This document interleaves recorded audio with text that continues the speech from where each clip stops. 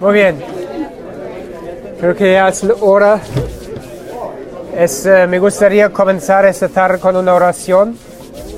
Aquí les invito que oremos juntos.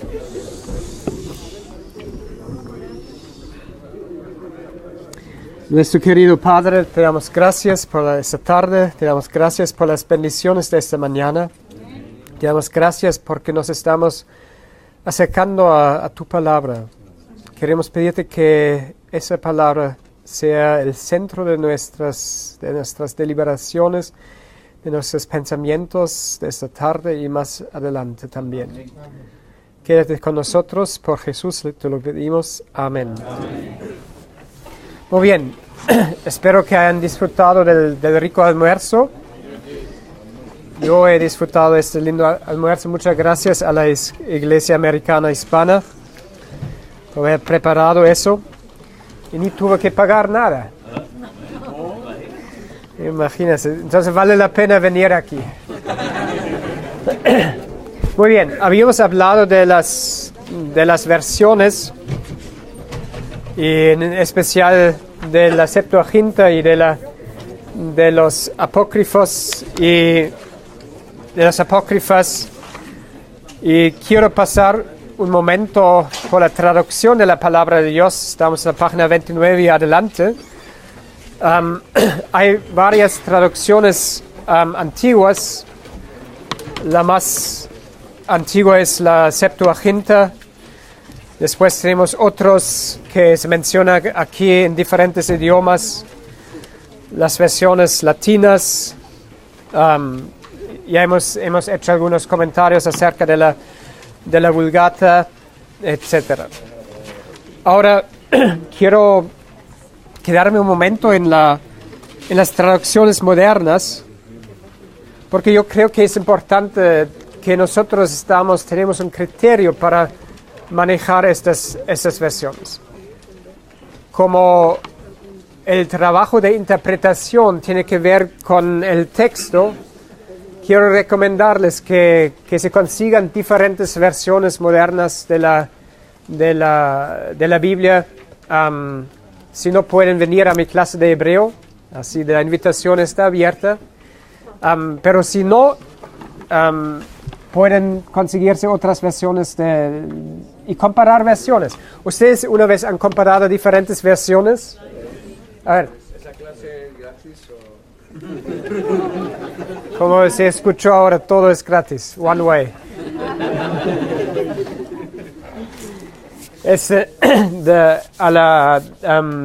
¿Han comparado una vez diferentes traducciones, versiones castellanas? A ver, ¿qué versiones castellanas están manejando? Una de las traducciones que se usa es Dios habla al hombre. Dios habla al hombre, Dios habla hoy. Es una Sí. traducción que creen de que es más exacta, pero tiene conceptos a veces que no se entienden claramente. Muy bien, la Biblia de Jerusalén. Muy bien, es una traducción bien literal. La latinoamericana también. Muy bien, excelente. Nueva versión internacional. Nakakolunga. Muy bien. Entonces ahora normalmente y estamos en la página 32, por si acaso, si quieren pasar allá un ratito. Hay un pequeño dibujo allá. Y a ver si alguien me puede hacer un comentario acerca del dibujo.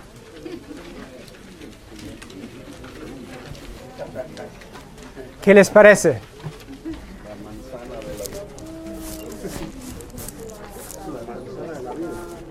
¿Y qué están comiendo todos allá? Parece banana, ¿no? Plátano. Parece. Puede ser maíz, no sé, pero creo que es... Bueno, ahí están las plantas. Si tú estás en una cultura donde no hay pan ni manzana, ¿cómo estarías traduciendo la palabra de Dios al idioma propio de eso? Difícil, ¿no? Si Jesús está diciendo, yo soy el pan de la vida, y nunca han visto pan, ni están comiendo pan, en una isla en el Pacífico, digamos, ¿qué estaríamos haciendo? Adaptándolo. Contextualizándolo, haciendo entender según la manera. Y obviamente, eso es un ejemplo muy extremo, digamos. Y la mayoría de las expresiones en la Biblia se entienden en muchas diferentes culturas, pero el desafío queda que una traducción siempre que tiene que adaptarse a las necesidades de las personas que están leyendo o escuchando. Y es un desafío, y la sociedad bíblica, las sociedades bíblicas se están encargando de ese trabajo. Y hay historias muy emocionantes donde personas han pasado décadas de su vida aprendiendo un idioma, haciendo una gramática, un idioma que no se escriba, aprendiendo un idioma, haciendo una gramática, haciendo una gramática escrita de este idioma y finalmente traduciendo al idioma de este lugar. Esos son misioneros de primera línea, realmente, ¿no? A ver, hermana, usted tenía una pregunta. En el caso de la traducción de la palabra de Dios, siempre lo han traducido como el pan de vida. Porque eso es lo que nosotros conocemos aquí, el pan. Claro. Pero en el arameo y el hebreo, ¿cuál es realmente la traducción? El pan, también está ahí el pan. Solamente, ¿cómo ustedes imaginan un pan? Así, eso es un pan, ¿no? Y algunas veces se empuja más y otras veces menos. Si está de trigo entero, está un poco menos, ¿no? Depende de la reforma de salud, hasta cuándo se puede empujar. Pero un pan de vida, un pan en el mundo bíblico, se ve muy diferente. Es como ¿cómo se llama? El pita bread. Está así, como una tortilla, sí, más o menos como una tortilla. Así que, a pesar que nosotros pensamos si conocemos el pan, y el hebreo también habla del pan, o el griego habla del pan, tal vez nuestra idea del pan es diferente que el pan de la Biblia, ¿no? Así que hay diferentes, por ejemplo, el Salmo 23, Dios es mi pastor. Ahora, es una imagen, Dios no es un pastor, Dios no es pastor, ¿verdad? No es un pastor, Dios. Él no... pero ahí dice, Dios es mi pastor. Ahora, hay personas para quienes no significa eso nada, porque nunca en su vida han visto un pastor. Yo, por ejemplo, yo me recuerdo, en Alemania yo vi pastores, pero los pastores siempre estaban detrás de las ovejas, había perros, en Sudáfrica también vi muchos de esos perros que estaban digamos, haciendo el trabajo de acorrallar y recoger las ovejas. Pero nunca había visto un pastor a quienes siguen las ovejas, ¿no? Y el Salmo 23 crea esta imagen de un pastor que está llevando las ovejas solamente con el tono de su voz. Hasta estaba una excavación en el país de Jordán, que es el país vecino, Jordania es creo, Jordania. El país vecino de Israel, a donde van a ir el próximo año. Así que si tienen oportunidad de cruzar el río, sería muy interesante allá también. Y estaba una excavación, estaba excavando, de repente me levanto y ahí veo un pastor caminando y todas las ovejas detrás de él. Y solamente con la voz, no había perro, nada. Solamente con la voz estaba hablando continuamente con sus ovejas. Estaba caminando y hablando y ellos oían la voz del pastor y seguían. Pero estaba manteniendo la comunicación cada rato, ¿no? Así de repente se me aclaró la imagen. Así que a pesar que usamos la misma idea, la misma imagen, de vez en cuando lo que nosotros entendemos de una imagen puede ser muy diferente. Otra vez, ¿qué tenemos que hacer? Recorrer el camino al autor. ¿Qué quería decir David en su tiempo con ese? ¿Cómo fue la vida de un pastor en el antiguo Israel? Y hay libros, hay bibliotecas, hay libros, hay internet al cual tenemos acceso. A ver, hermano. En cuanto a las traducciones, ¿qué concepto tienes tú en cuanto a la traducción de la Biblia del Nuevo Mundo de la Testigos de Jehová? Obviamente la traducción de los Testigos de Jehová no es una traducción. En otras palabras, es una adaptación de la Biblia. Y si vemos, por ejemplo, a Juan 1:1 a 3, nos vamos a dar cuenta que no ha sido traducido el texto griego, sino más bien ha sido interpretado. Así que, y eso es un desafío cuando se estudia con Testigos de Jehová. Me recuerdo estudiando con uno en Bolivia, y estamos justamente en este capítulo, Juan 1, que es la diferencia grande entre Testigos de Jehová y adventistas, la divinidad de Cristo, de Jesucristo. Y les di toda una introducción al hebreo y griego, unas 3 horas, que mostró muy claramente que Jesús es Dios. Y al final de las cuentas, después de 3 horas, me dijo, bueno, aquí en mi Biblia dice que fue el primer criado. Así se acaba la discusión.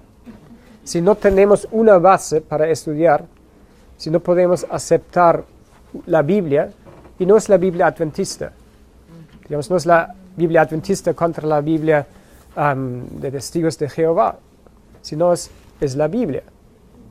Pero la Biblia de los Testigos de Jehová no es una traducción, sino más bien es una adaptación interpretativa. Entonces, si alguien está traduciendo en ciertos lugares lo que no dice más el texto original, ya no es una traducción. No es considerada dentro de la sociedad. No, seguramente que no.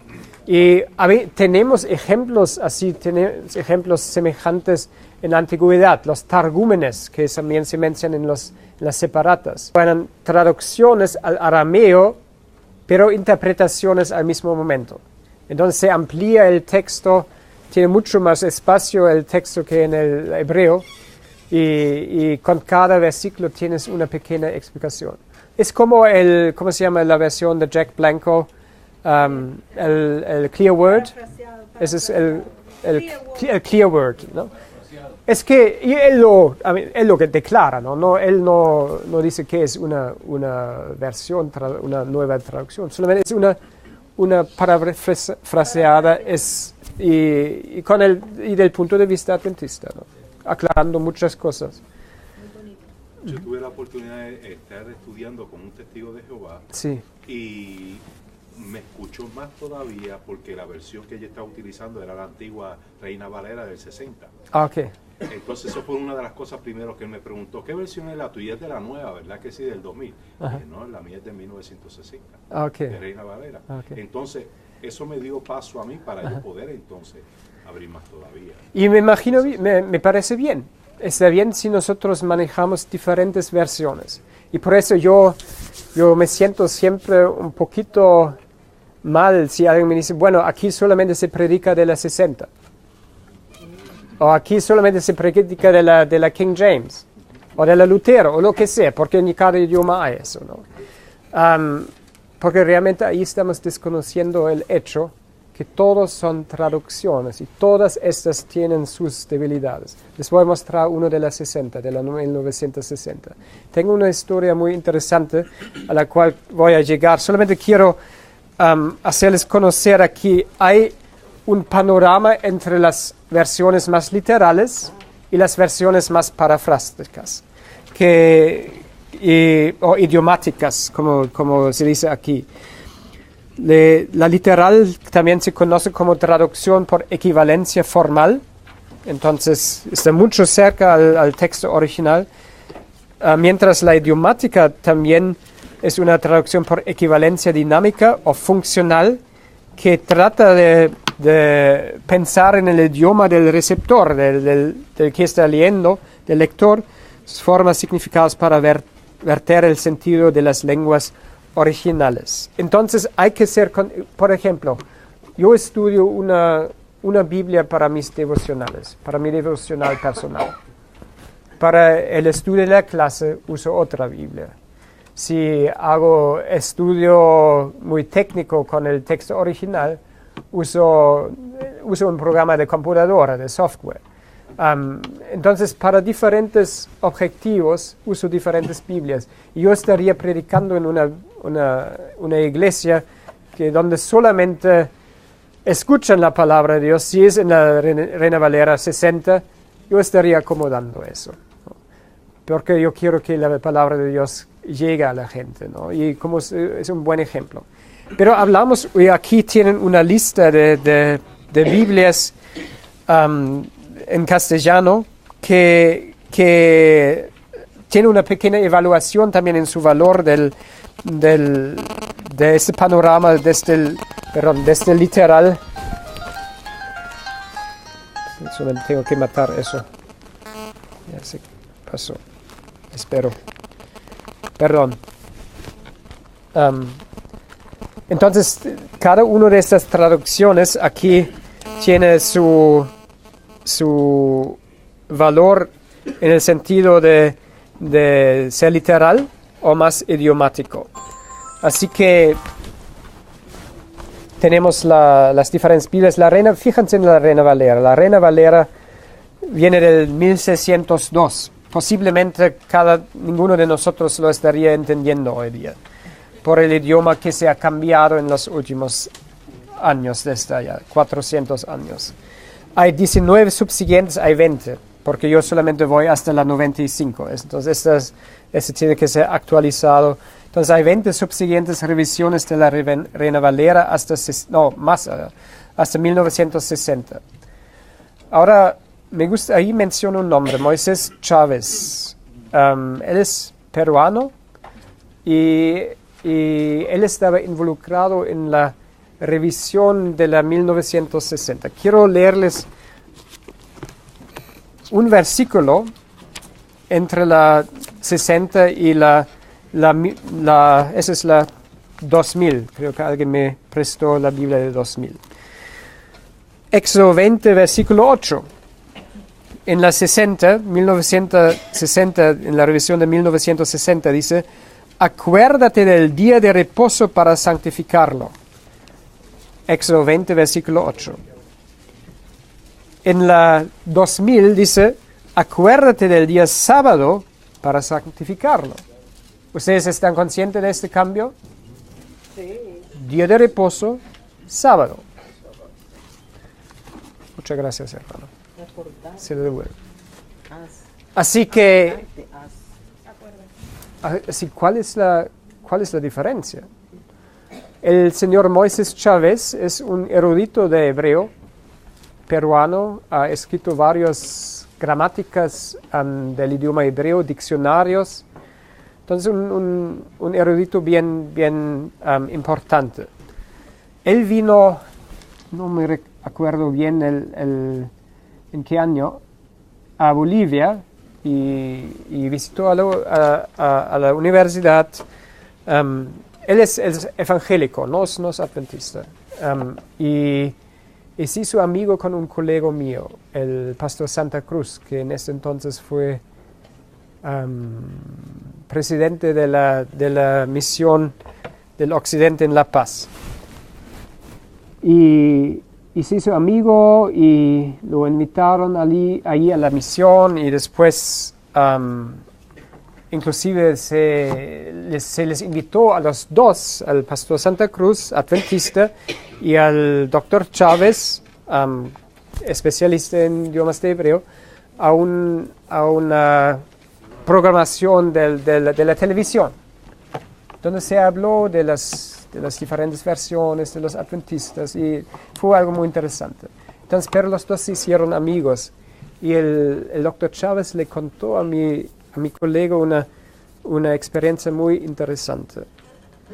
Él dijo: ¿usted sabe, pastor, por qué en la 60 dice día de reposo y en la 1995 o 90 dice sábado, día sábado? Había en los 1960 y cada versión nueva, cada edición nueva, tiene siempre un comité de traductores. una comisión que está con especialistas de diferentes áreas, lingüistas, de idiomas, etcétera, etcétera. Y él dijo, en esta comisión, en el 1960, había el sentimiento que daría demasiado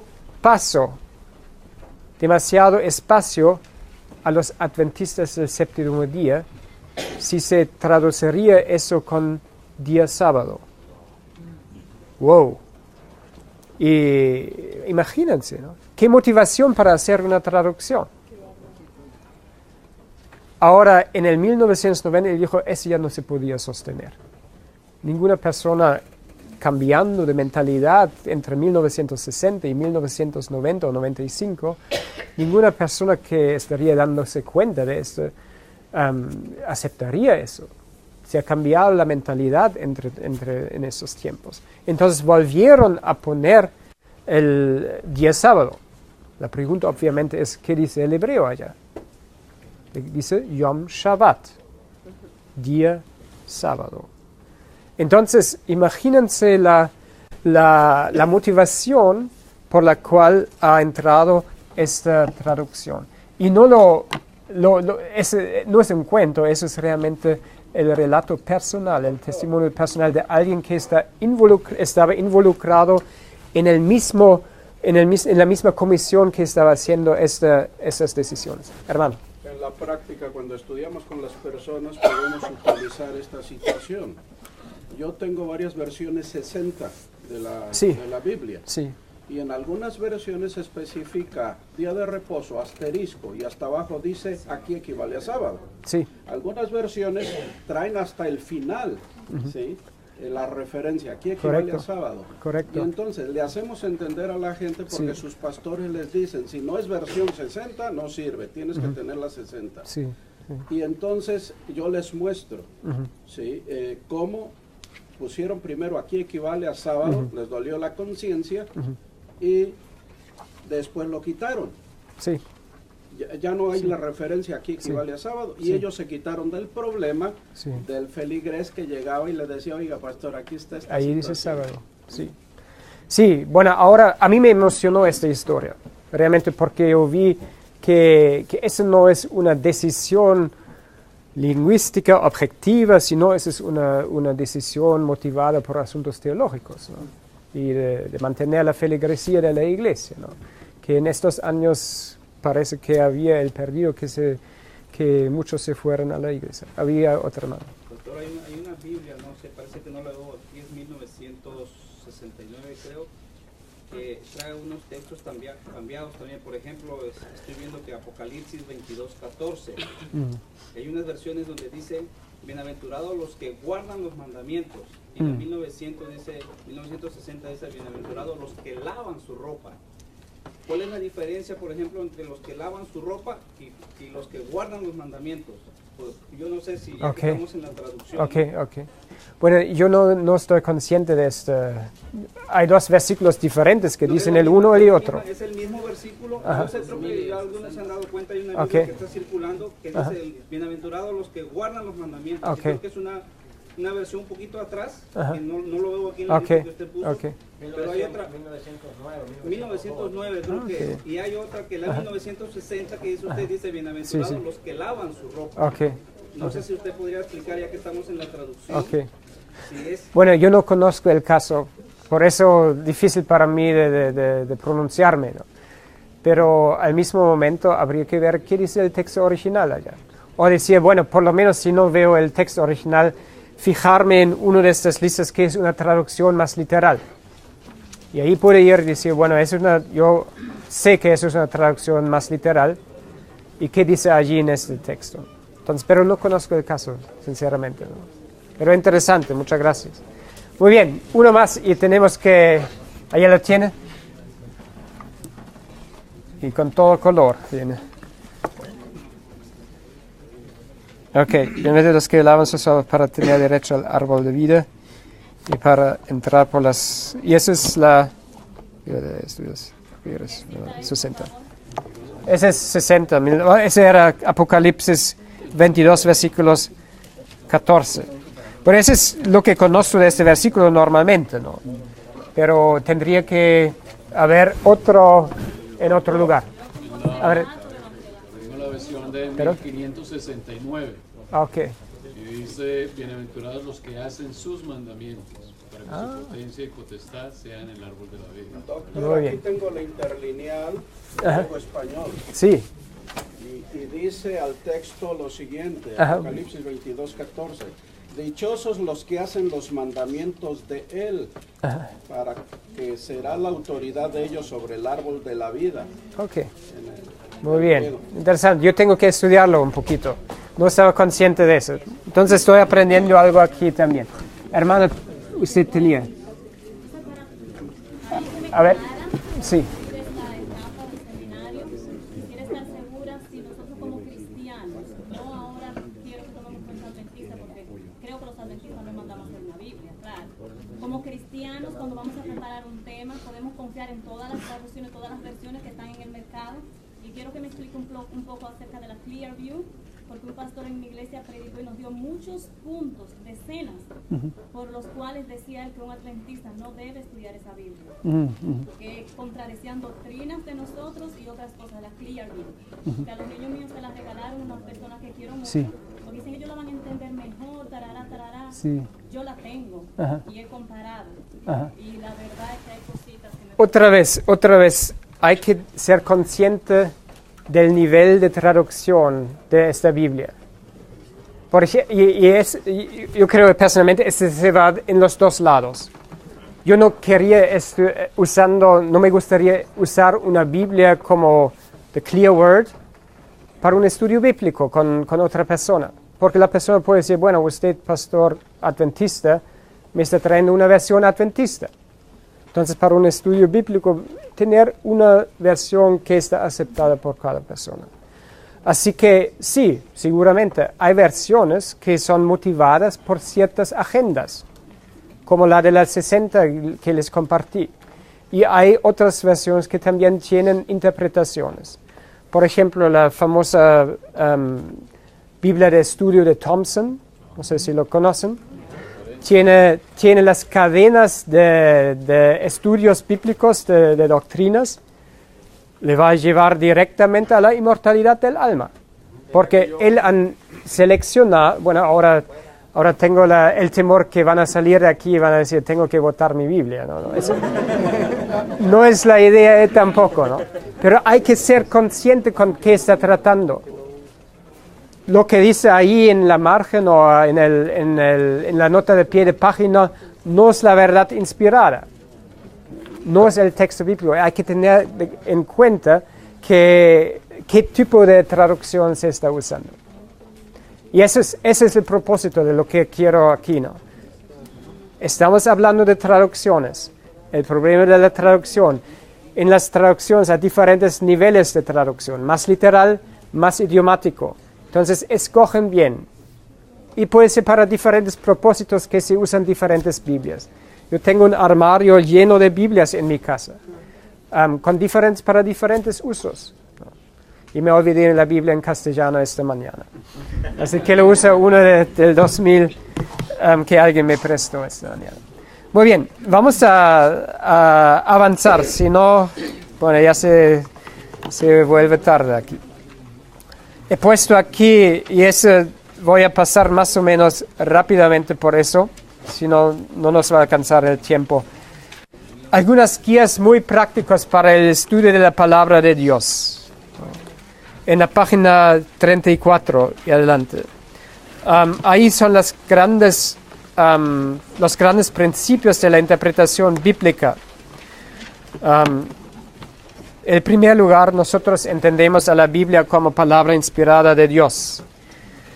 Queremos usar el principio de sola escritura de la Reforma protestante, que solamente la escritura, ni otro material, ni la tradición, nada más, la Biblia solamente es suficiente para la salvación. Y aquí hay una nota de pie de página, en el punto 2, porque eso sería la siguiente pregunta que viene a la mente. ¿Qué pasa con los escritos de Elena G. de White? Y ella hace una buena explicación si presta poca atención a la Biblia y el Señor ha dado una luz menor para conducir a hombres y mujeres a la luz mayor. Entonces ella misma lo aclara bien puntual. La Biblia es su propio intérprete. Tenemos que compararlo uno con el otro. Para si hay un texto en un lado no queda claro, vamos al texto en otro lugar que habla del mismo asunto. Y que la Biblia tiene verdades normativas. Tenemos que aceptar la Biblia como autoridad. Y no tenemos que venir con nuestros preconceptos. Algunos principios para la interpretación de la Biblia, el texto de la Biblia, el texto de la traducción, el círculo hermenéutico. Tenemos que, y eso es, no sé si una vez han escuchado el dicho, un texto sin contexto es un pretexto. Es un pretexto para cualquier cosa. Entonces, quiero demostrarles el asunto y se van a asustar. Se van a asustar. Leemos Isaías 66, versículo 23. Isaías 66, versículo 23. ¿Alguien nos puede leerlo, por favor? Isaías 66, versículo 23.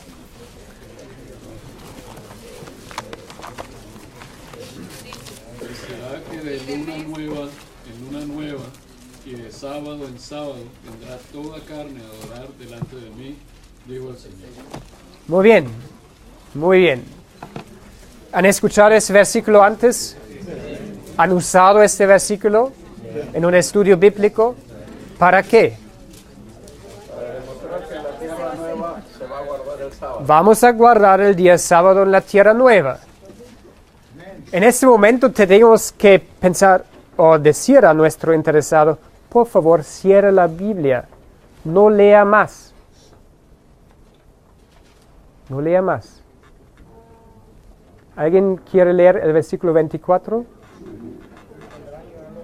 Y saldrán y verán los cadáveres de los hombres que se rebelaron contra mí, porque su gusano nunca morirá, ni su fuego se apagará, y serán abominables a todo hombre.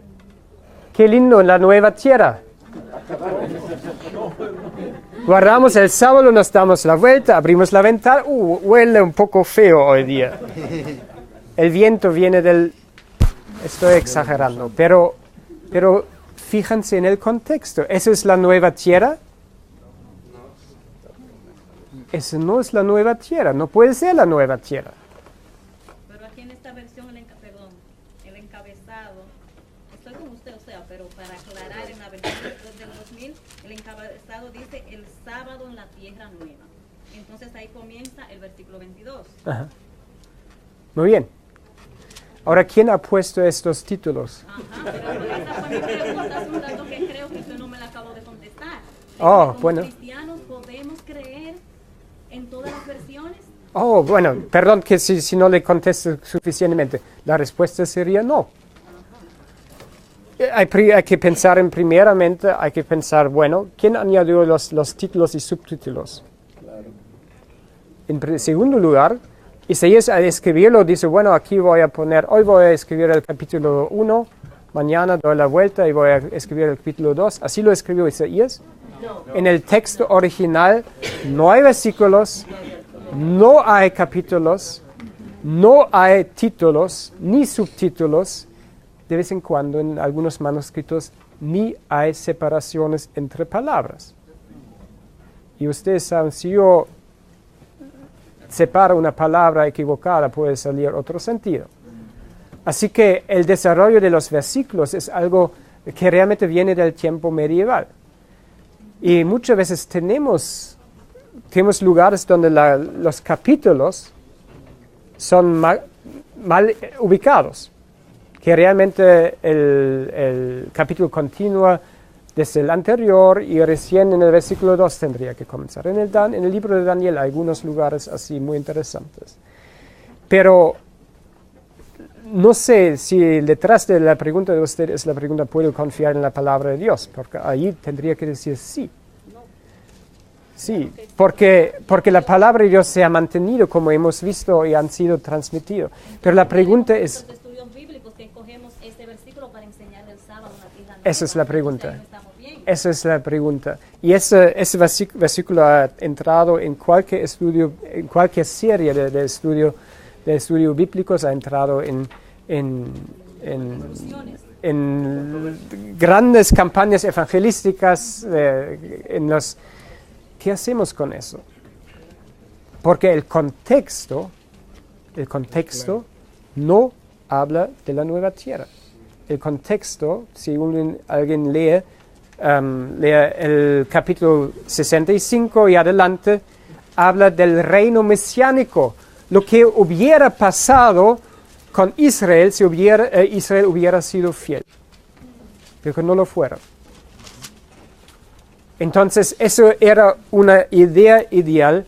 Ahora, ¿de dónde sale nuestra idea del sábado en la nueva tierra? Y aquí hay un criterio hermenéutico que les voy a escribir en la pizarra.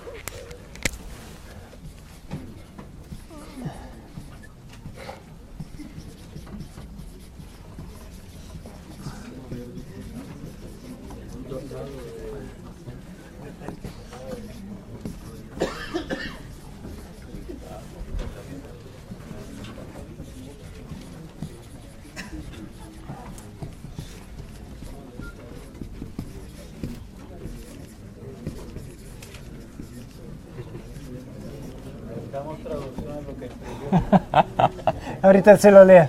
Un texto sacado de su contexto y aplicado a una nueva situación es válido.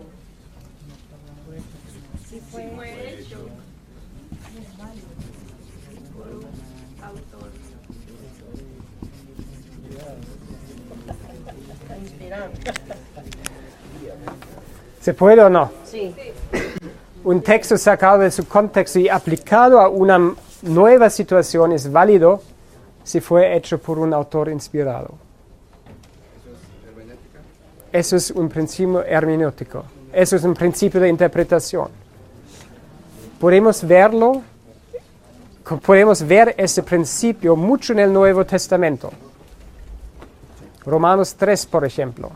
Si van a Romanos 3, creo que son los versículos 10 a 18, hay una lista de citas del Antiguo Testamento que Pablo hace. Si ven en sus márgenes, hay un texto del Antiguo Testamento después. De Salmos, creo, Eclesiastes o Lamentaciones y de Isaías. Todos sacados de su contexto. Y él armó un argumento completamente nuevo acerca de la pecaminosidad del hombre. Pablo. Él puede hacerlo. ¿Por qué? Porque Dios lo inspiró. El Espíritu Santo, y creo que nadie tendría problema en aceptar a Pablo como autor inspirado. Ahora, ¿quién hizo lo mismo con Isaías 66, versículo 23? Elena G. de White. Elena G. de White lo hace, y léenlo bien. Ella toma este versículo y lo dice, eso realmente se puede aplicar a la nueva tierra. Pero no habla más del resto del capítulo 10. Ahorita vengo a eso. Quiero terminar este pensamiento. Entonces, yo siempre digo a mis alumnos, yo estoy de acuerdo que ese versículo habla de la nueva tierra, pero no en su contexto original.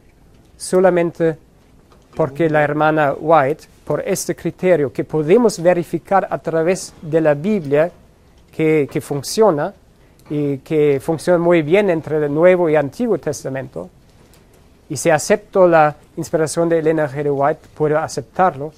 Yo siempre lo digo a mis alumnos, si quieren usar este texto para comprobar el día sábado en la nueva tierra, hablan primeramente de Elena G. de White.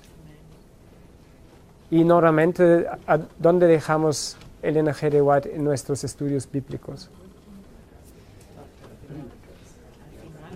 Viene con la billetera, diezmo, y viene con la reforma de salud.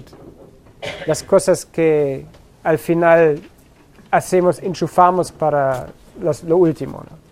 Y no está bien, no está bien. Son cosas muy integrales, muy importantes de nuestro mensaje. Entonces, si quieres hablar de este versículo para comprobar el sábado por la eternidad, habla primeramente de Elena G. de White. No va a hacer daño. ¿Qué pasó con la dieta que está inscrita en los manuscritos del Mar Muerto? ¿Qué pasó con? Con la dieta de los manuscritos del Mar Muerto, del mensaje de salud que está ahí. No lo entiendo bien. En los manuscritos del Mar Muerto, Sí. los Sí. rollos del Mar Muerto sale la salud. ¿Qué pasó con lo que está escrito ahí sobre la salud? Desconozco eso. Realmente no conozco el mensaje de salud en los rollos del Mar Muerto. Estoy desconocido, estoy inocente y naivo. Así que tendría que enseñármelo un poquito. Sí, tal vez después me puede explicar. Muchas gracias. Así que hay que tener cuidado con el contexto. Porque ¿qué vamos a hacer si la persona no tiene un concepto de la inspiración de Elena G. de White y continúa a leer y nos hace la pregunta, pero ¿qué dice el versículo 24? ¿Cómo vamos a responder eso? Entonces va a ser difícil. Pero si yo puedo decir, bueno, creo que eso se aplica, no dentro de todo su contexto, pero aplicado por un autor inspirado a la nueva tierra, ahí tengo un fundamento seguro hermenéutico. A ver, 1, 2 y después vamos a la arqueología. No para meter más discusión, pero... Bien. Isaías 66:24 no es el único lugar en la Biblia que dice que el gusano va, o que Sí. el humo va a ascender por siempre y siempre. Sí, Eso. sí. El mero Apocalipsis 14, en el mensaje del tercer ángel, dice casi lo mismo. Así que... Bueno, la pregunta estaría abriendo otra discusión, que es lo que significa por siempre en la Biblia. Y eso es un estudio muy interesante y se puede explicar muy bien eso, porque hay algunos criterios, hay diferencias entre por siempre y por siempre. Pero sí estoy comenzando con eso, me va a hacer falta de tiempo en otros. Así que, pero hay una respuesta ahí, ¿no? Por siempre, no siempre es por siempre. Pues por siempre es hasta que acaba de... Por siempre es más calitativo. Bueno, ahora ya estoy haciéndolo. Pero por siempre es más una expresión calitativa que una expresión calitativa, una expresión temporal, cuantitativa. Hasta que ya no esté... Exactamente, ¿no? Ese es sobre la intensividad. Ok. Aquí hago una pregunta y después decimos ya no. El estudio del sábado es en nuestra doctrina, cuando estamos dando estudio bíblico, son los primeros estudios, la ley de Dios y el sábado. El espíritu de profecía, el don profético en la iglesia, son los últimos estudios. Y entonces, sí, en mi experiencia, si presento el espíritu de profecía con el sábado, ahí se termina la situación, porque cuesta mucho entender que nosotros, la iglesia, tenemos un profeta y una mujer en el tiempo moderno. Entonces, pero déjeme hacerle dos preguntas. Primeramente, ¿el orden de los estudios bíblicos está inspirado, sí o no? No. El orden que está establecido. Ni los estudios bíblicos, como están ahí, está inspirado. Sí, pero es un orden que alguien se ha pensado en algún momento y ustedes son conscientes que hay diferentes series, que hay diferentes juegos de estudios bíblicos que tienen diferentes secuencias, etcétera, etcétera. Entonces, en primer lugar, no hay... Sí, ya veo. Entonces, hay diferencias allí. Así que usted podría cambiarlo sin cometer un pecado mortal. No, pero el hecho es que Esa fue la primera pregunta. La segunda pregunta es, ¿por qué? Y esa es la más seria. ¿Por qué tenemos vergüenza de la hermana White? A eso voy, pastor. En los últimos bautismos que yo he estado, incluso el voto bautismal, ya no se, muchas veces se omite. ¿Cree usted en el espíritu y profecía? Y la hermana Elena G. de White. Sí. Se ha omitido. ¿Por qué tenemos que tener vergüenza de Elena G. de White? Y además yo creo que estamos creando más problemas en dejarlo como apéndice a lo último. Nosotros no somos... Si alguien me quiere vender una cosa, al final viene ¿cómo se dice? El small print, la letra pequeña, ¿no? Y ahí vienen las cosas más delicadas, ¿no? Y alguien, si yo tengo la impresión que alguien quiere venderme algo del cual no fue transparente al inicio, yo voy a resistir. Así, si yo puedo, y por supuesto, yo tengo que ser convencido del Elena G. de White yo mismo. Ahí lo puedo presentar. No solamente al final, sino más adelante. Ahí hay un voto, no más preguntas. Tenemos una unidad 2 que ni hemos comenzado. El tiempo de otra gente, pues. Hacen preguntas de cosas que quieren saber y no de la clase que está. Sí, yo sé. Así que yo sugiero, me tomo la autoridad. Un comentario. Es un comentario que va a cerrar eso. Yo pienso que aquí estamos hablando de una mente abierta. Muy bien. Usar lo que más sea efectivo, con oración y todo eso. Y rapidito, yo regularmente, a veces no, yo tengo una Biblia bilingüe inglés y español. A veces no entiendo en español y ese es mi idioma. Sí. Y voy al inglés y me aclara todo. Ese mismo versículo que usted está diciendo ahí, del 23 al 24 dice, en español dice, y saldrán. Y en el 24 dice, and they shall go forth. Está hablando de no un periodo inmediato, un poco más. Bueno. Que ha pasado un tiempo entre los Ok. No voy a volver a entrar en este versículo, pero bien, si les sirve eso, comparar versiones, muy bien. Realmente, realmente yo estoy muy disfrutando lo que estamos haciendo aquí. Y eso es peligroso. Si yo estoy disfrutando algo, no paro. Así que, ¿ustedes están conscientes que han recibido una unidad 2? Sí, claro. ¿Ustedes han comparado cuántas páginas tiene la unidad 2? Muy bien. Así que vamos a terminar eso. Aquí al final de eso, hay algunas pautas muy prácticas para los estudios bíblicos, también para su estudio propio de la palabra de Dios.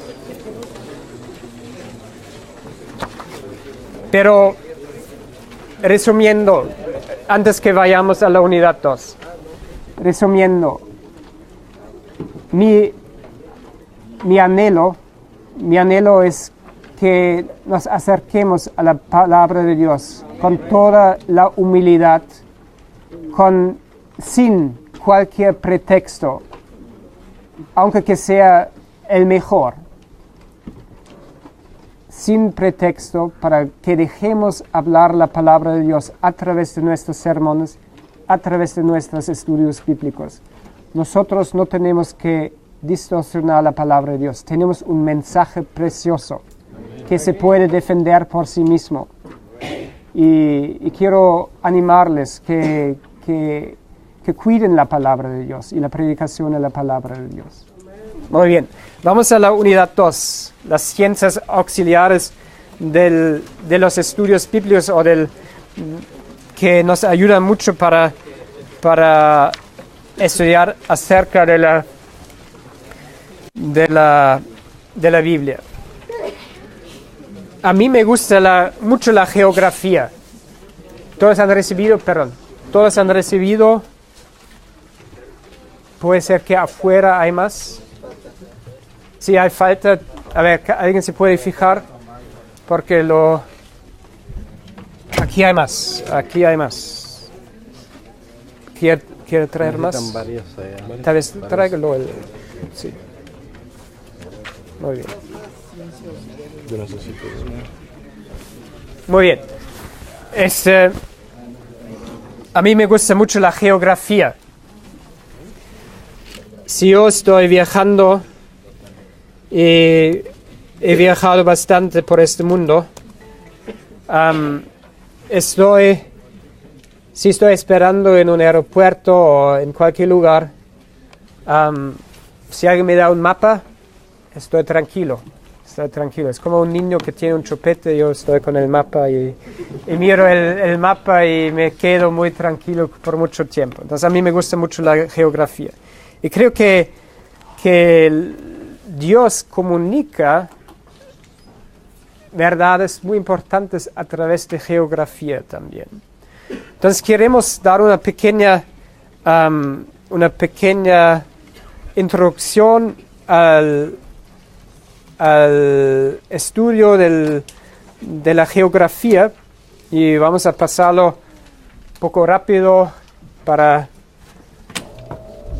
ver algunos asuntos importantes de la arqueología después. Entonces, geografía primero y después la arqueología.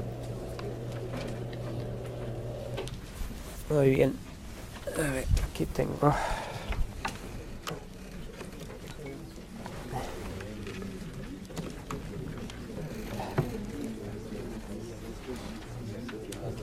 Oh, falta encender eso.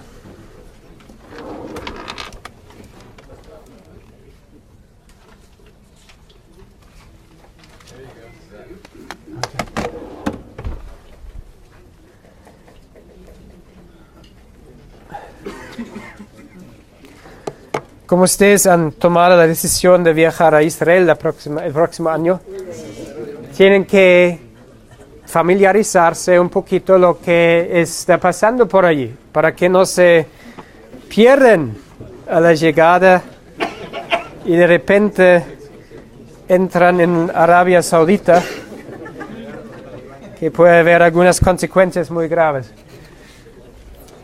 Así que mejor que lo vemos antes. Ahora sí.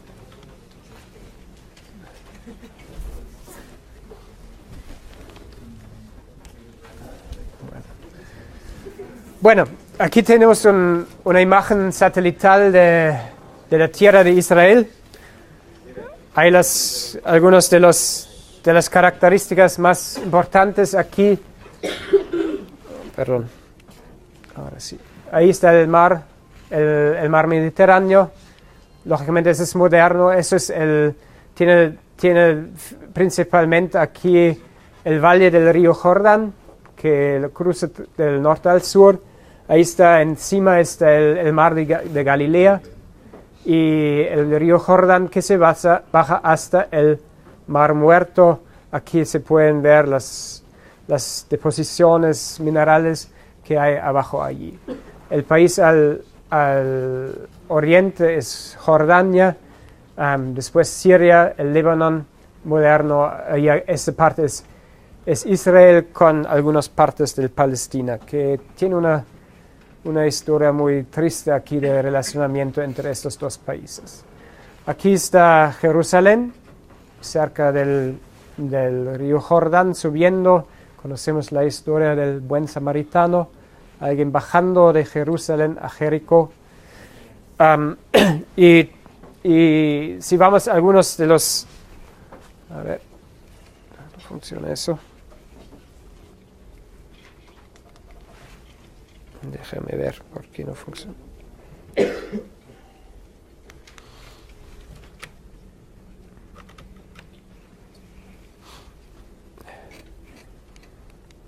Bueno. Muy bien. Muchas gracias. Aquí son algunas de las ciudades en el mapa. Importantes ciudades, obviamente Jerusalén. Aquí es Gaza. Aquí es el lado donde están los palestineses actualmente. El lugar al sur, Beersheba. Entonces, si vemos un poquito el profil de del relieve de Palestina, y aquí en el lado del río Jordán, eso aquí es el monte Nebo. A ver, ¿quién me puede decir qué pasó en el monte Nebo? Moisés, ahí fue Moisés al final de su vida, murió, nadie encontró su tumba, así que creemos que Dios lo llevó, o resucitó y llevó. Yo pasé una recepción el sábado, pasé allí solito en el monte Nebo, fue a una excavación y se había terminado el trabajo de la semana, entonces subí ahí hasta el monte Nebo y me sentí. Y pensé en Deuteronomio 32 a 34. ¿Qué pasa allí? Deuteronomio 32 a 34. Son las últimas palabras de Moisés. Y después en el 34 se sube al Nebo. Y ahí ¿qué ve? La tierra prometida. Entonces entonces yo estaba pensando, voy a ver también. Entonces subí al lugar más alto de este monte, que es unos 900 metros, unos 2.700 pies arriba del nivel del mar. Ese es, por si acaso, el Mar Muerto, es el lugar más bajo del mundo. Es 300 metros, más de 300 metros debajo del nivel del mar. Y hace mucho calor allí. Así que me sentí allí, estaba mirando, y miré, y no pude ver el país prometido, la tierra prometida. Entonces yo pensé, bueno, los montes deben haber crecido desde el tiempo de Moisés, porque ese es el monte Escopus, el monte de Olivos, y aquí debajo es Jerusalén. Lo único que yo vi eran las luces eléctricas de Jerusalén, que seguramente Moisés no pudo ver. Así que eso fue lo único que pude ver de Jerusalén. Nada más de allá. Así que, ¿qué se mostró a Moisés en Deuteronomio 34? Una visión. Y Elena G. de White lo describe de manera muy, muy linda. Se le mostró no solamente una visión geográfica, sino también histórica. Entonces, por el tiempo, atravesando el tiempo, y vi cómo se estaba desarrollando el plan de salvación en este lugar, en el lugar geográfico de Israel, donde iba a ser crucificado Jesucristo, y hasta que venga el Salvador. Y con esta visión geográfica e histórica, Moisés murió y terminó su obra en esta tierra. Así que, interesantemente, Dios puso a su pueblo en un lugar muy importante. Y si vemos un poquito la geografía, y se lo vi también en esta primera imagen, aquí, ¿qué piensan que es todo eso? Eso es desierto, eso no hay nada allí. Y entonces, para pasar del África a Asia o Europa, había que cruzar siempre el Fertile Crescent, ¿cómo se llama? La luna, ¿cómo se dice? La luna creciente fértil. Y bueno, ¿por qué? Porque aquí esos son los grandes ríos del Tigris y Éufrates, se va hasta Mesopotamia, y ahí tiene ese lugar. Ahora, ese lugar era un lugar estratégico, porque, y lo vemos en el tiempo de Salomón, se estaba controlando todo el negocio, y las riquezas de Salomón se pueden explicar a través de las tasas de aduana que levantó, los impuestos que se pagaron a él, y solamente por gente que tenía que traer comercio, y él empujó ese comercio más entre el África o Arabia y las otras partes del mundo. El mismo lugar llegó a ser un lugar muy peligroso, porque es el mismo lugar donde se estaban encontrando los poderes grandes, Egipto y Asiria o Babilonia, y justamente ahí en este lugar, hasta Napoleón Bonaparte, había batallas inmensas en estas partes. Ahora lo interesante es, ahí también viene la geografía interesante, que en tiempos de fidelidad, el lugar geográfico fue una bendición. En tiempos de apostasía, el mismo lugar geográfico fue una maldición para Israel. Así depende cómo obedecieron a Dios, podían aprovechar el lugar o no. Muchos, no sé por qué razón han venido a Estados Unidos ustedes. Tal vez en algunos casos ha sido una bendición, otros casos no tanto. Pero quiero, en cualquier lugar donde Dios nos pone, el lugar puede volverse una bendición si nosotros obedecemos a Dios. Y al mismo lugar puede volverse una maldición si nos alejamos de Dios. Así que la geografía tiene algo muy interesante. Si vemos la imagen un poco más grande del antiguo cercano oriente, vemos los poderes grandes aquí. Eso es Mesopotamia, aquí todo lo que es verde es Mesopotamia, después se va a los montes más altos, los países de Irán, Irak, hoy en día, los que conocemos de las noticias, pero son lugares reales donde viven personas, donde están luchando. Hay iglesias adventistas en Bagdad que están sufriendo de la guerra permanente. El desierto de Irak con beduinas allí, las montañas en el norte de Mesopotamia, muy lindos, hermosas montañas allí. Allí vinieron los persos, los medo-persos, Ciro el Grande que liberó al pueblo de Israel. Todos son lugares reales. Hay poca precipitación aquí. El río Éufrates, que está transcurriendo, posiblemente el río que siguió Abraham al salir de Ur hasta Arán y después se fue al sur, a Canaán. Si vamos a Egipto, tenemos aquí el Mar Rojo y aquí, y eso es interesante, ¿no? Cuando Dios, creemos que los israelitas estaban ubicados aquí en el delta del Nilo, y cuando Dios nos liberó, no se fueron así directo a Israel. Fíjense, no es un camino largo. No te lleva 40 años. Hoy día con colectivo o en ómnibus te lleva una noche yendo de Tel Aviv al Cairo. Una noche nomás, nada más.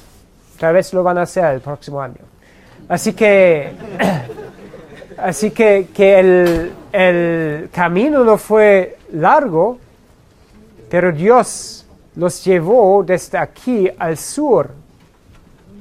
Primeramente aquí cruzando el Mar Rojo y después al monte Sinaí. ¿Por qué? Porque los egipcios habían puestos militares, garnizones militares aquí en todo lo que era el camino del mar, la ruta principal de comunicación entre el norte y el sur.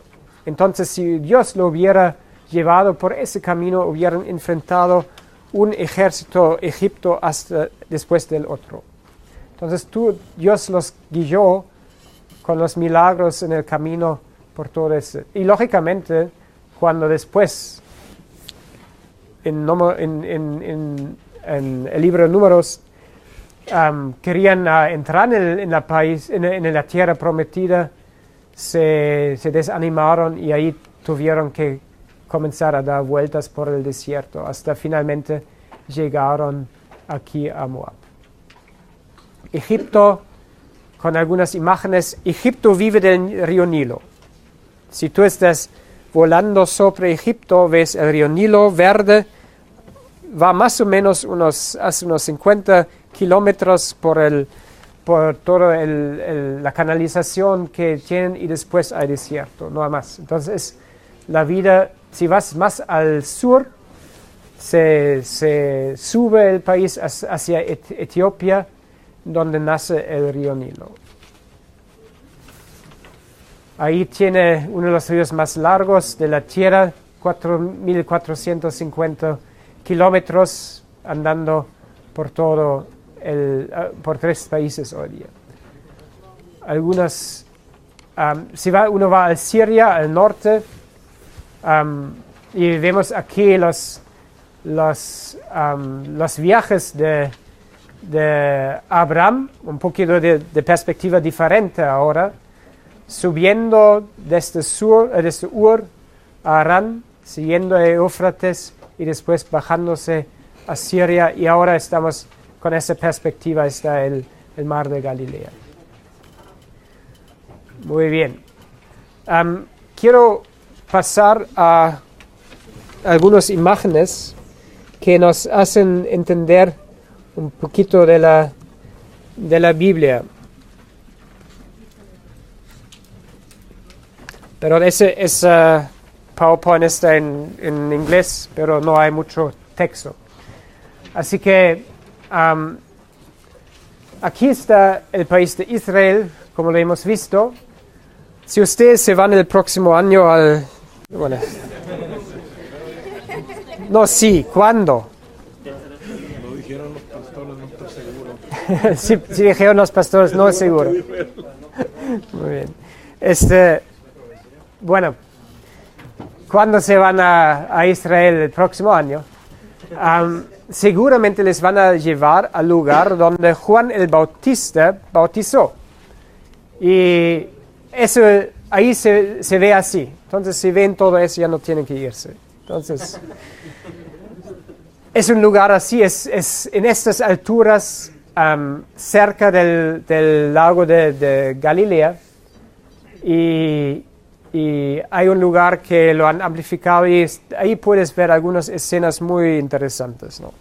Yo estaba allí sentado mirando a la gente y había algunas escenas muy dramáticas, gente llegando, buses con gente llegando, entrando al agua, bautizándose uno al otro, algunos se estaban autobautizando y se ve algunas cosas un poquito raras, ¿no? Que casi se volvió un espectáculo que tal vez faltaba un poco el respeto a este rito tan significativo. Así que les van a llevar a ese lugar porque eso es el lugar tradicional donde Juan Bautista fue y haciendo su ministerio de bautismo. Sin embargo, hay un detalle geográfico en Juan 1, los versículos 24 al 29. ¿Alguien nos podría leerlo, por favor?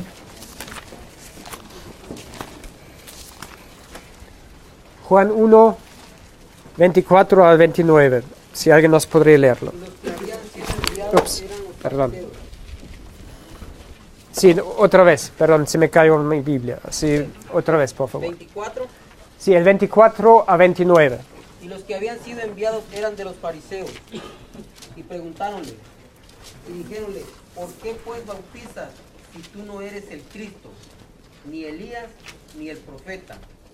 Y Juan les respondió diciendo, yo bautizo con agua, mas en medio de vosotros está uno a quien vosotros no conocéis.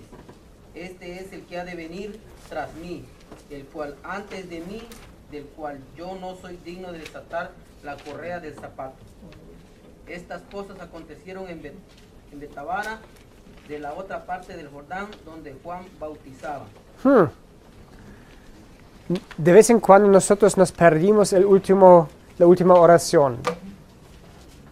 Parece un detalle geográfico que no dice nada a nosotros porque no lo conocemos el lugar. ¿Eso les pasa? Bueno, ¿qué le importa qué es Betábana, si es lo que sea? porque yo no conozco el lugar, nunca fue así. Pero yo he aprendido que cuando la Biblia pone un detalle geográfico, cronológico, de nombre, de cualquier cosa, es con un propósito espiritual. Amén. A ver, vamos a ver qué propósito espiritual hay aquí. Pero se dice de manera expresada que estas cosas ocurrieron, como dijo allí, Betábana, en castellano, de Betábana. ¿Y qué dice? Betábana de la ¿Dónde? otra parte del Jordán, donde Juan bautizó. Realmente dice al otro lado. Algunas otras traducciones tienen así. Al otro lado del río Jordán. Ahora, ¿dónde está el otro lado del río Jordán? Tiene dos lados. Entonces, quien lo escribe debe estar al otro lado. Ahora, Juan lo escribe, él es judío.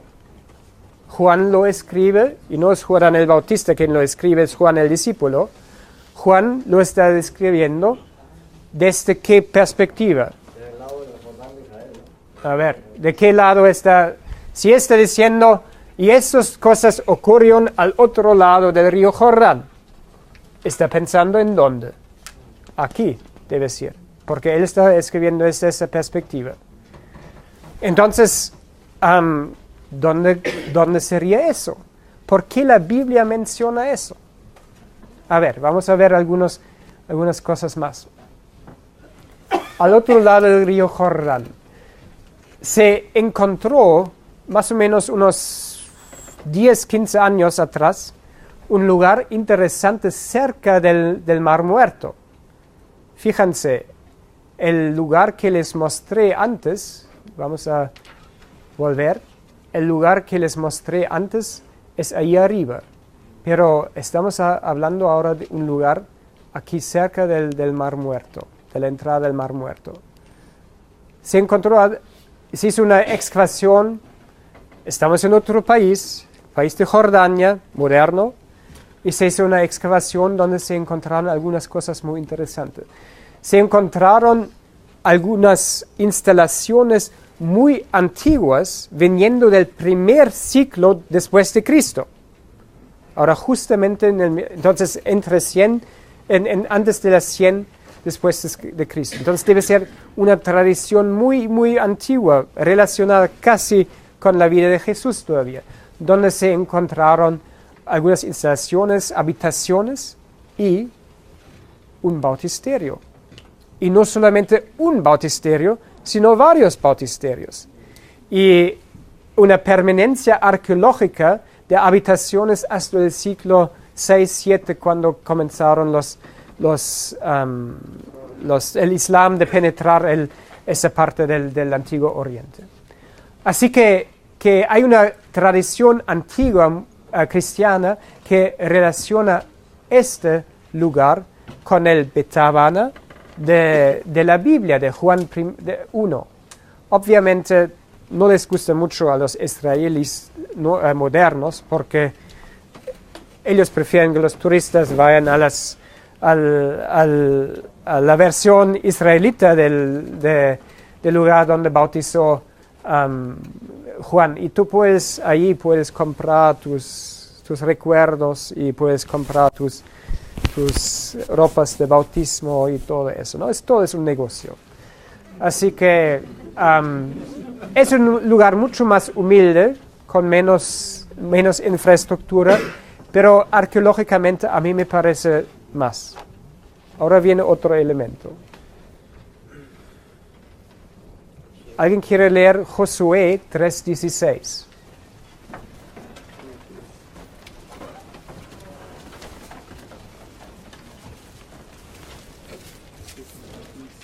Las aguas que venían de arriba se detuvieron como en un montón, bien lejos de la ciudad de Adán, que está al lado de Zaretán, y las que descendían del mar del Arabá al mar salado se acabaron y fueron divididas, y el pueblo pasó en dirección de Jericó. Si nosotros estamos reconstruyendo el momento del comienzo de la conquista, parece, y si ponemos todos los detalles geográficos juntos, parece que los israelitas pasaron el río Jordán justamente en el mismo lugar geográfico que hemos leído en el Evangelio de Juan. Ahora, ¿qué pasó? Se murió Moisés, Josué tomó el mando y comenzó la conquista. ¿Cómo pasaron el río Jordán? Se abrió. No se abrió, sino separaron las aguas unos 24 kilómetros al norte, como dice la Biblia allí. Separaron, esperaron, se terminó, los sacerdotes entraron, los levitas entraron en el agua, estaba en el centro del arca del pacto y todos los israelitas pasaron de pie seco al otro lado. Y ahí hicieron campamento, ahí tuvieron el ritual de circuncisión y después comenzó la conquista de Jericó. Imagínense cómo Dios lo hizo. Circuncisión es un ritual muy doloroso, especialmente con hombres adultos. Imagínense. Y el siguiente día tuvieron 3 días y después se fueron a una batalla. Esa es una demostración de Dios, de depender de Dios, a pesar de la debilidad. No se sentían bien estos hombres, les puedo prometer. Tengo 3 hijos que fueron ritual, sino más de higiene, de salud, pero a pesar que fueron bebés les dolió. Así que me imagino que los hombres adultos fueron con mucha pena, pero Dios les llevó a la conquista más grande de todo el momento de la conquista, la caída de Jericó. ¿Qué sería si eso sería exactamente el mismo lugar donde Jesús, después de unos 1500 años, comienza su ministerio? Jesús comenzó el ministerio. ¿Cuál es el ministerio de Jesús? Lleva a sus hijos ¿a dónde? A la tierra prometida, a la Canaán celestial. Así que tenemos un paralelismo geográfico muy hermoso y creo que no fue casualidad que Juan hace una referencia geográfica tan detallada para demostrar que Jesús comenzó su ministerio en exactamente el mismo lugar donde el pueblo de Dios, bajo del liderazgo de Josué, comenzó la conquista de la tierra prometida. Última pregunta. Josué y Jesús es el mismo nombre. Josué es hebreo, Jesús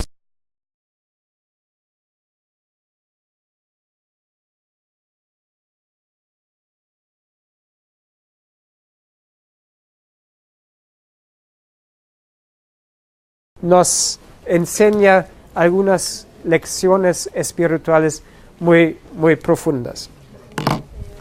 Vamos a la arqueología un poquito. Y estoy apurando un poquito porque ya se nos vence el tiempo.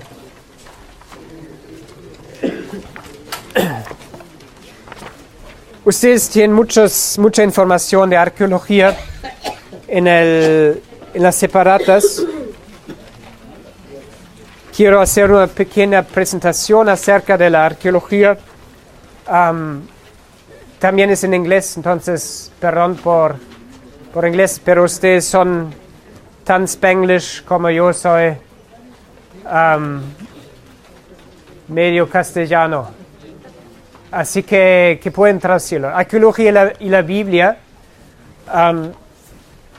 El padre de la arqueología, William Flinders Petrie, un hombre muy del siglo XIX, comenzó la arqueología. Él comenzó a excavar Lachish en 1890, uno de los sitios más importantes del sur de Judá, Yo he visitado a Lachish varias veces. Es un sitio muy interesante todavía hoy en día. Él comenzó a estudiar los diferentes tipos de cerámica por las cuales se está fichando hoy en día la arqueología. Así que vamos a verlo un poquito. Ahí está William Foxwell Albright. Ustedes ven que tenía la mano un poquito rara. Él tuvo una mano,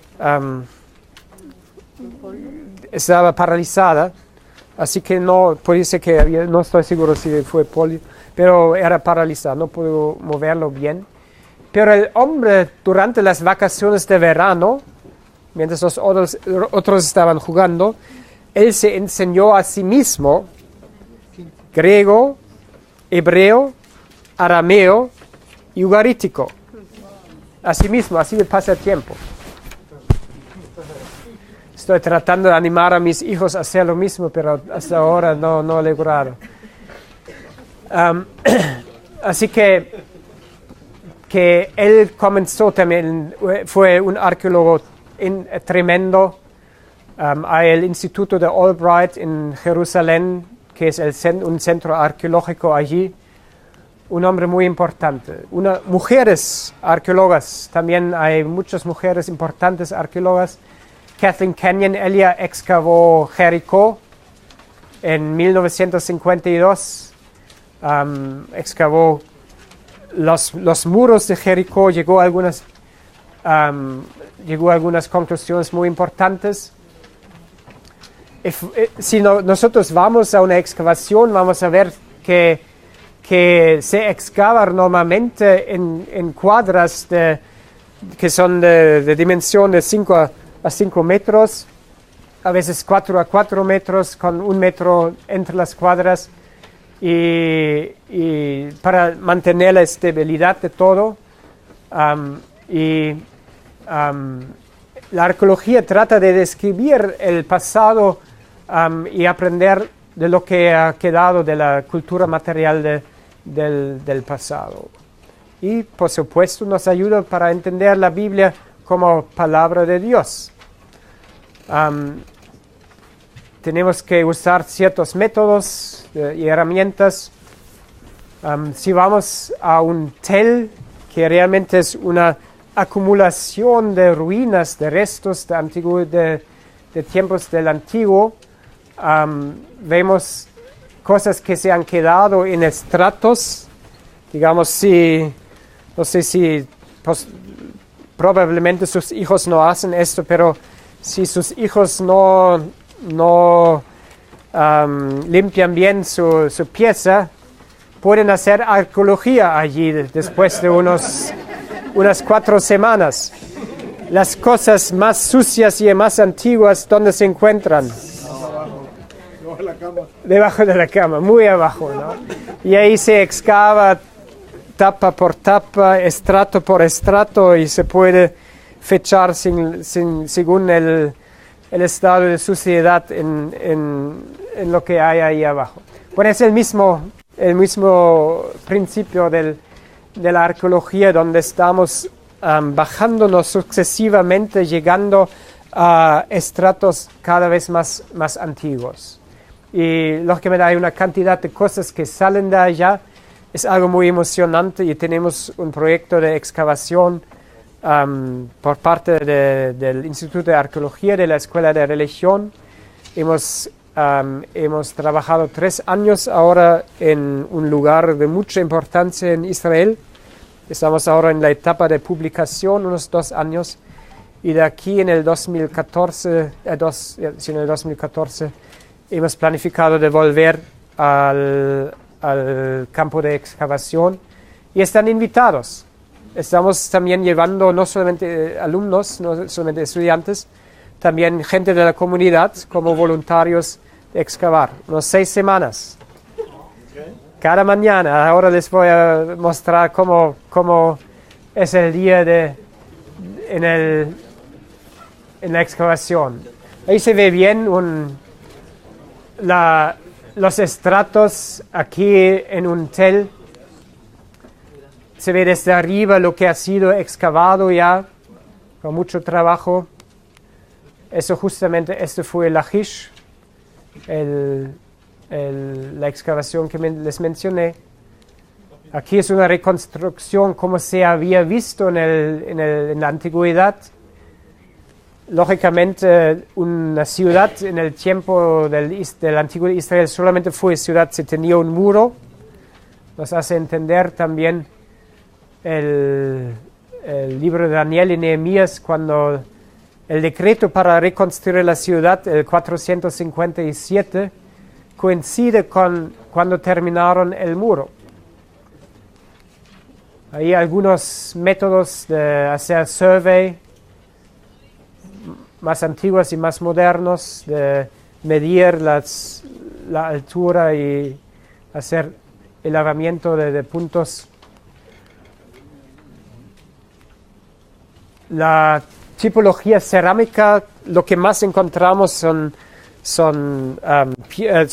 partes de arcilla, de quebrados normalmente, jarrones y vasos quebrados, y con la experiencia se desarrolla el conocimiento de la tipología, y como sabemos que un Mercedes de 1960 se ve diferente de un Mercedes de 2012, un poquito diferente, ustedes posiblemente lo pueden reconocer que hay diferencias, así también se pueden ver las diferencias en la cerámica. Bueno, tal vez tendría que hablar de